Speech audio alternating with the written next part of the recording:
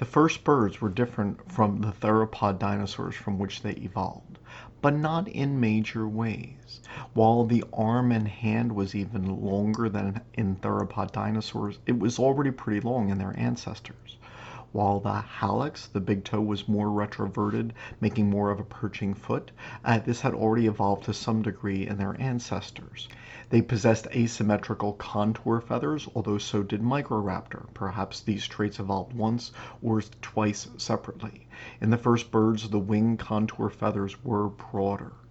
So there were changes, and here in the skull of Archaeopteryx, you can see if we wanted to get very specific about, smaller anatomical details, we could. There are only small anatomical changes which separate the first birds from their theropod ancestors. These all added up for the ability to fly, but it is thought that some of the theropods might also have been able to fly. While a few early birds possessed a long reptilian tail like Archaeopteryx, early lineages reduced the number of tail vertebrae and developed a pygostyle, which is a bone at the tip of the tail made of a number of fused tail vertebrae. A little bit later, a horny beak developed even though teeth still existed. Perhaps the most significant changes in birds occurred at the base of the lineage of the Ornithothoraces.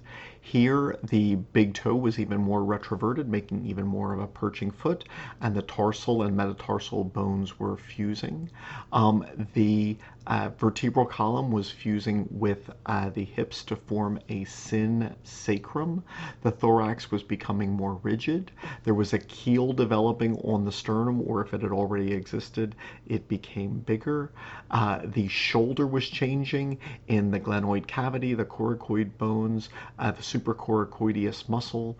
The wing was changing in the carpal and metacarpal bones fusing, and the formation of an ulula. These changes are more involved, and I go into them in greater detail elsewhere, but they created birds which were capable of powered flight. This changed this center of gravity in a bird's body, and the muscle changes allowed them to raise their wings with a muscle which was actually under the wings, which is a neat trick. And so the birds prior to this probably would have had to run to take off, but now they were capable of taking off at a standstill and with the ulula steering as they landed. So while birds prior to this point could fly, they probably weren't very good at it, but from this point on, birds were skilled, powered flyers. Towards the end of the Cretaceous, the lineage which would lead to modern birds was not the most diverse or successful bird lineage on Earth. However, a number of important features did evolve during this time, such as the reduction of the fingers, some modifications to the leg, and the development of a toothless beak, although this was only partially toothless at first.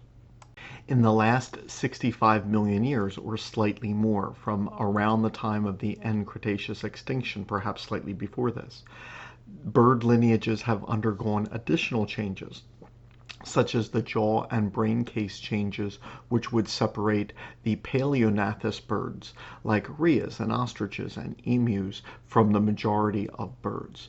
The greatest growth in the avian brain in all of its history, including during the ancestral dinosaur period, occurs after the lineages of chickens and ducks separate from those of other neognathous birds.